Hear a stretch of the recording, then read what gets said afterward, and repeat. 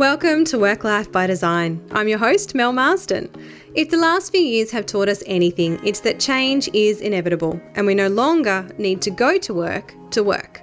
As a workplace dynamic strategist and the founder of COMUNiTI, I draw back the curtains on my own business, the clients and projects that we deliver, along with tapping into the knowledge and insights from academics, business leaders and champions of change.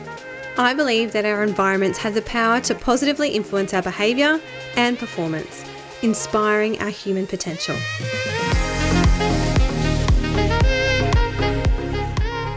Welcome back to part 2 of my conversation with Paul Edwards. So when I got the opportunity to sit down with Paul, who is the General Manager of Strategy and Customer Service at Mirvac, I couldn't just end our conversation only having explored one aspect of what is a very large business. So welcome back for part 2 of our conversation, the Art of Placemaking. So Mirvac is one of Australia's largest commercial landlords, with their offering covering retail, office, industrial and build to rent. Now the COMUNiTI team and I have recently completed the new workplace for APA, who are occupying 4,500 square metres in Mirvac's 80 Ann Street building. Now this is an impressive building and one that I believe encapsulates many of the principles associated with the art of placemaking. So placemaking is the idea that spaces, buildings, precincts, neighbourhoods and cities, all that we create, form the heart of a community. It's the idea of strengthening the connections between people and place and instilling shared values. It's the concept of creating a place that enhances user experience, delivering on physical, cultural and social needs to establish a sense of belonging, connection and their further evolution. So to get this opportunity to speak with Paul about what inspired the design of 80 Ann Street and its connection to place was one I just couldn't pass up. It encompasses a heritage marketplace and the building is quintessentially Queensland, employing ground plane laneways and pathways, local art, all whilst actively supporting the homeless community in their engagement. Now, in addition to exploring this precinct, Paul also shares the journey that they have taken in creating their South Everleigh precinct in Sydney. Now, this was formerly an old railway yard and Mirvac has transformed this place into a thriving hub, embracing its heritage with a blacksmith operating from the site and an Indigenous rooftop farm, which considers the future sustainability with use of solar. Now, Paul shares with us their place manifesto, which is covering the 6 themes of the first one being everything connects, 2, big picture thinking, 3, creating common, 4, human scale, 5, be of the past, and 6, be for the future. So as businesses choose where to locate their workplaces and with whom they are going to partner with in terms of who their landlord is going to be, these principles of delivering more than just a place for people to work are only going to continue to become of greater priority as we strive to attract the best talent to our organisations. And I believe that considering these wider benefits is critical to the continued success and the business performance by enhancing our employee experience. So please let me introduce you to Paul for part 2 of our conversation around the art of placemaking. I want to start having a bit of a conversation with you more broadly about Mirvac and the way that you guys go about creating these communities. And, you know, we've been speaking quite heavily around the workplace and the spaces within our buildings, but I'd like to have a little bit more of an understanding of Mirvac's approach to actually designing buildings at large. So we know that you're a large Australian commercial landlord, that you create beautiful homes, you have inspiring workplace precincts, and you create these thriving shopping centres. This has been quite a progressive journey because I know that the company started back in 1972. I mean, you've been going 50 years now. What have you seen change in the way that you've been approaching your commercial properties and the design of particularly our workplace precincts? What's been informing these changes for you? Our founder, Bob Hamilton, talks beautifully about the importance of placing the customer at the heart of everything we do from the outset, and how he used to ensure that everyone in the business were really focused on that. And as our current CEO, Sue, talks about, we've tried to keep the flame burning of his original desire. More recently, though, where we've got involved in much more on the commercial side of business and grown our own portfolio of commercial assets, we acknowledge that from the outset, we have an opportunity to create a connection to the community around us and ensure that we're part of a precinct, whether that's in a city or whether that's on the fringe of a city, and then recognise how we do that and how we play that role. And so as a business, we started to focus on the ground plane because it's one of the areas that we can control. You know, once a building's built, we create essentially a space and then a tenant comes in and fits it out and does everything that they do within that space. But the ground plane is an area that, and in some cases podium, or in some cases precinct, we can control. And we can start to think about the connections that we can have to the site, to the community, and an ongoing activation or events or curation of the space and places that we create. And so, you know, we've kind of been learning as we go and recognising that every site is different. So 200 George Street, which is where our HQ is in Sydney, we're on one of the sites, the original sites of the harbour. There's a huge focus in that site, therefore, of the connection to the harbour. We have in Underwood Street, we have a beautiful piece of art, which is an old tree that's been preserved, which represents the old trees that used to be on the site. In the actual lobby, we have a Judy Watson piece, which is carved into the sandstone that was dug out from the site onto panels and put onto the site with red lines on it that represents the outline of the old harbour, but also shows things that were found on the site, artefacts that demonstrate the link back to how it used to be a location for fishing for Indigenous peoples and First Nation peoples.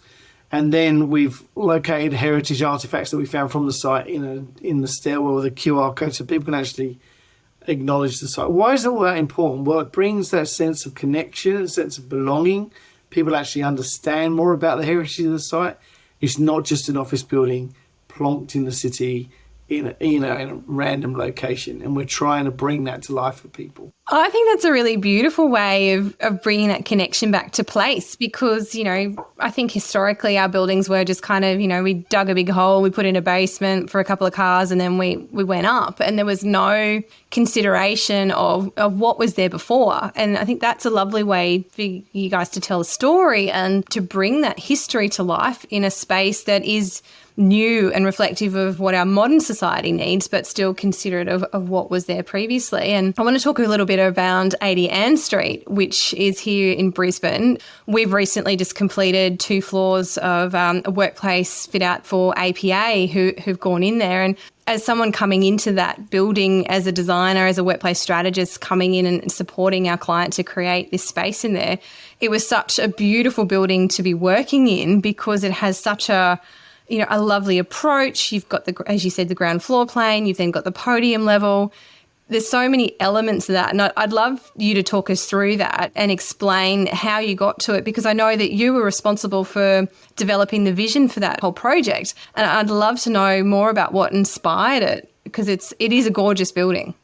It is, and I thank you for that. It's always nice to hear great things about a building that we've created as a business. I think the first thing to say is that we're very fortunate in that we were able to co-create that building with a wonderful tenant of Suncorp. You know, they really had a great sense of trying to create a building that was of its time and set for the future. In answer to your question about how we went about it, first thing is at Mirvac, we like to set a vision right up front, really clear. What is our vision for the project? And everyone then relates back to that as we go through the project. And we make decisions based on that vision so that everyone's really clear about what we're trying to do. And we want to stand back on the other side of the street at the end and go, did we hit the vision, guys?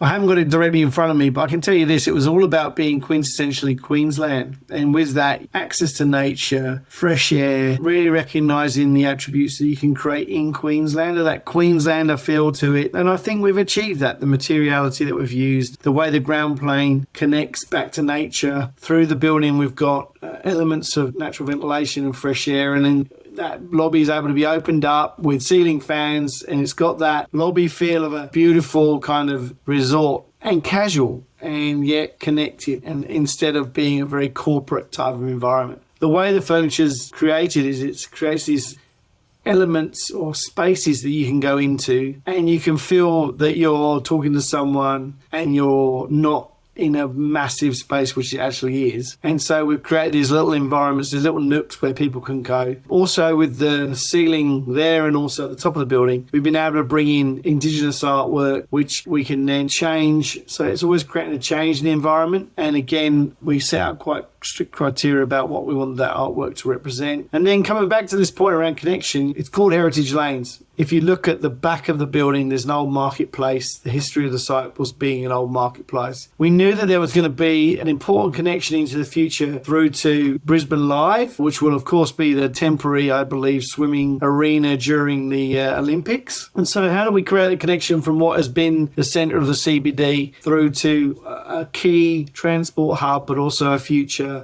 entertainment and experience district? You know, we've made that pathway through. We've given people new retail experience. There's heritage interpretation throughout the ground plane. There is a link back to stories from original people who either worked on the site or their families did. We've managed to retain and repurpose some of the older buildings, including reconnecting the old roof back into the space, which is, you know, it's fantastic. It just creates a whole new vibe when you're down there, as opposed to putting just a brand new building and glass walls down to the ground plane. So by doing that, we've created interest, we've created a sense of belonging, we've connected it back to its history, but also, importantly, connected it back to its location, Queensland, you know, and that quintessential Queensland feeling. And hopefully we've achieved that, and I think we have. I'm really amazingly proud of what the team have done up there to deliver that. Like you said, that old marketplace, those roofs, we've got this beautiful big atrium style feel at the back of the building there. And then you've also got some really beautiful artwork that kind of is scattered through that ground plane. What was some of the significance of that?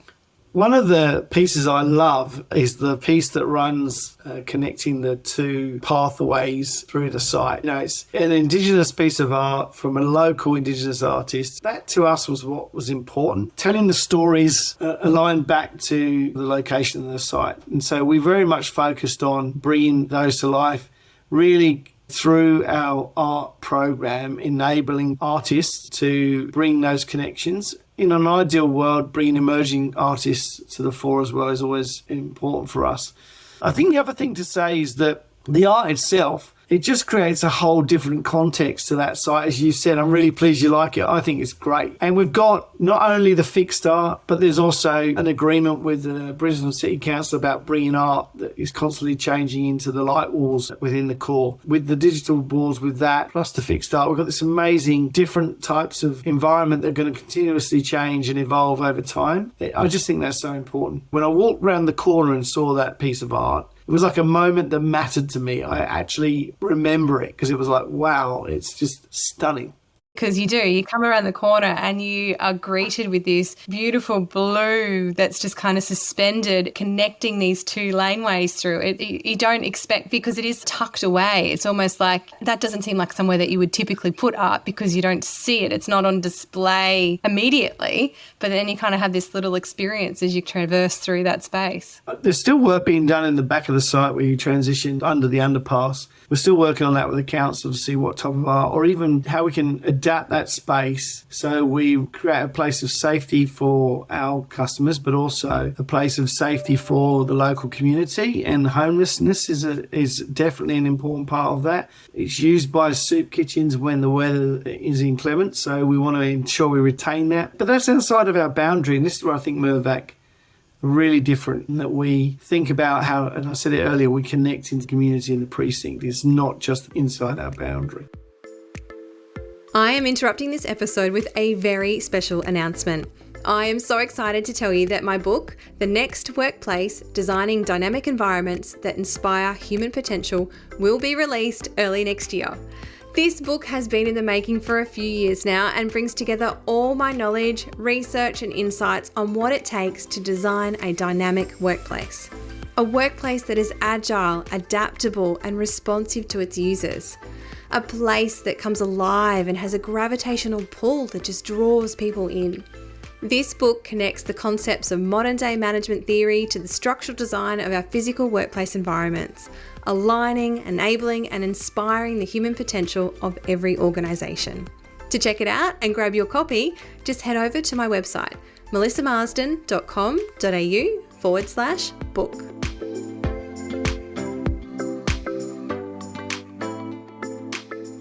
I'm curious to know a little bit more too, because we talk about this concept of placemaking, and I believe that this building is very much moving in that manner because you've considered so many different elements, even down to the fact that you've got the co-working space in there. And, I've had Brad from the Hub join me a couple of weeks ago talking about the impact and the additional amenity that having a co-working operator and someone like that on the site adds to your prospective tenants.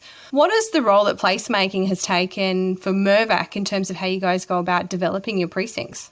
A lot of it's around connection. So how do we create human connection? And then how do we create different environments and spaces and places that our customers can use to the benefit of their employees or their business? For us, the sense of belonging is around connection, creating different types of spaces and environments, whether it's co-working, other types of shared space, event spaces, more specifically collaboration spaces into the future. That's going to be really important in offering different spaces as a service type environments for our customers. They can then use as and wish and when they wish, which might change the way they think about their own office space. And so I've long held the belief that Mirvac should be thinking more of our portfolio as a platform. So a platform of different spaces and places that our customers can use. And so placemaking to us won't be just about the building, it will be about our portfolio and how we think about place for our customers in that context. And that means we've got to think about the curation of those places, we've got to think about the history of those spaces, we've got to think about the engaging nature of them to create those connections. And so if you take a building like Older Fleet down in Melbourne, where we've partnered with Work Club, they're delivering I feel like hotelisation of that space. So we've got concierge, we've got a bar downstairs, we've got a late night bar downstairs, we've got a club lounge, we've got an event space, we have co-working or pro-working as they like to call it up at the top part of the space. And then we've got a restaurant, which by the way just got a hat, which I'm very proud of. And now we're thinking about how do we bring well-being and health into that kind of ecosystem. And so it's much more than just saying, hey, we're going to put some retail at the bottom and we're going to put a co-worker in. It's actually thinking about that whole ecosystem of connections. And that is absolutely where we're going in the future. I think it would be remiss of me not to talk about one project if we're going to talk about placemaking for Mirvac, because I just believe this is absolutely the pinnacle of what we're trying to deliver, which is South Everleigh, where we set a vision out at the start. We set ourselves a place manifesto, and they were around 6 themes. One was around everything connects, coming back to this point around connection, whether it's human connection, digital connection, the pathways through the site. The second one was big picture thinking. So how do we think about outreach into the community? And I like to describe it like a developer draws a red line around a site. We crushed that line and just said we've got to be branching out into the community and bringing the community back into the site. It can't be a business park. It has to be very different to that in every concept that we think about. Then we thought about creating commonwealth. So again, if we're going to bring the community in, how are we going to help advance that community? And we worked with our friends at CommBank, who are one of our major tenants, and we've created a community space, which is now run by 107 Projects, which will bring opportunities for the community to come in and use that space. The next one is around the human scale. We recognise that having a building that's quite sizable, as those buildings are, they're not very high, but they're very big buildings. How do we create a sense of human scale? So we create different techniques on the buildings themselves and in the environments in between the buildings, the spaces in the buildings, where it felt you could come and sit and you didn't feel like you were in a business park. So we created a new village green. And then the last two were be of the past and be for the future. And that's around let's recognise, acknowledge and bring the past to life. And that was done through a great heritage interpretation plan. We've worked with the Heritage Council to ensure that we retained the old existing structure and actually enhanced people's ability to see it and all the artefacts that are in there. So they're all littered throughout the workspaces, the workplaces. The whole structure within the loco shed is actually demountable and deconstructible without touching the existing structure. So everything's bolted and clipped to it, which from a sustainability perspective is an amazing achievement as well. But we've got solar panels across the roof. We've got 1.4 megawatts of solar in that site. So we're bringing sustainability to the site. We have the first ever Australian Indigenous rooftop farm. And we then went one step further and thought if we can create an Indigenous farm, we can then teach people about how to grow Indigenous food that they can use. Everything on that rooftop is edible. And then we work with a wonderful person called Kylie Kwong, who is absolutely amazing and has really got fully engaged and fully immersive in this whole process. Clarence, who runs a company called Jiwa, who do all the landscaping on site, and the Indigenous farm, has now built a permaculture farm with Kylie right next to the restaurant, so that all the restaurants on the site, and including CVA's chef, use the food and ingredients in their food. And Kylie, as amazing as she is also an ambassador for us and has worked with us to help engage the community. She has an amazing relationship with the local elders. We are continuously working, our team work tirelessly to work the community. We offer grants. The grant program gives us the opportunity to go out into the community, offer them an opportunity to get funding, which helps support programs in the community. So we're no longer seen as this big bad developer, or hopefully we're not. We're actually much more around being a neighbour and supporting the community so they can be their best. We have one of the most preeminent innovation labs probably in Australia, if not globally, in Cicada. Been there long before we arrived. The team there working on space programs, doing incredible deep tech research. So all of those things, they all come together to help to bring the site to life, but create that connection, that sense of place and that sense of belonging, which is so important if you're trying to create placemaking. There's just such a plethora of things that you guys have incorporated into that. And I think that's really a beautiful example of what placemaking is. And it's so much broader than plonking a building on a site and going, here you go, we've built your building, come be our tenant. And I suppose that brings me to my final question for you around this is, what are you seeing in response from your tenants? What are they saying about the precincts that you're developing, and how is that supporting them in their consideration of choosing to become a tenant of Mirvac? I think our existing tenants, the feedback anyway, is that they appreciate the fact that we are willing to test on their behalf, to say, hey, look, you don't know the answer, we don't know the answer. We'll invest some time and money and energy trying to work out what the answer is, and we'll support you. And so we've got, great responses from, some of our major tenants who are working on their own pilots and have been able to lean on the work that we've done, or might be thinking about moving or staying put, and leaning on the work we've done to support them in making decisions. Because they're not easy decisions, right? You don't know what no one really knows what the right answer is, and every business is different. So I think firstly, they appreciate the fact that we lean into disruption. I think secondly, they appreciate it because we're not just sitting back going, hey, everything's gonna be fine, everyone should come back to work. It's what you should do, which is obviously what a property guy would say, right?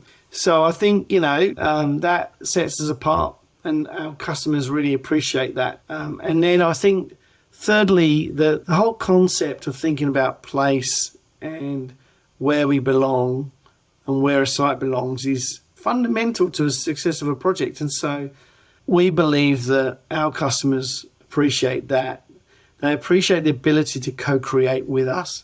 And then the effort we put on placemaking, and then the continued curation, is definitely appreciated, because it's part of their story now of how they're going to bring people back to the work. It's going to be about those experiences. It's going to be about working together to get an outcome. And I think so. Two things for the future: we're going to have to share more, whether that's data or insights, or just simply, working together to get a better outcome is absolutely paramount in the operational side of our business.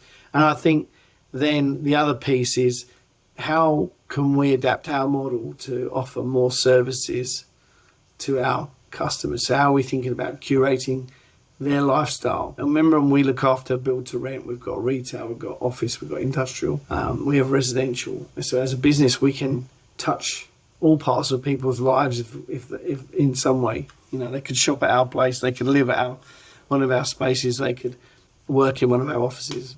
So how are we thinking about that and how we curating services and experiences into the future. Well, look, thank you so much, Paul. This has been an incredible conversation and, we've covered quite a lot of ground today, but I've thoroughly enjoyed the insights that you've shared, everything from understanding what you guys have done with your pilot and the adaptable workplace through to South Everleigh. Sounds like a most amazing space and, I really do want to go and check that out. So we'll put some links in the show notes too so people can find those white papers and know where to find you to connect with you for when those future white papers come out, sharing your insights as well. Thank you so much for joining me today. It's been wonderful chatting with you.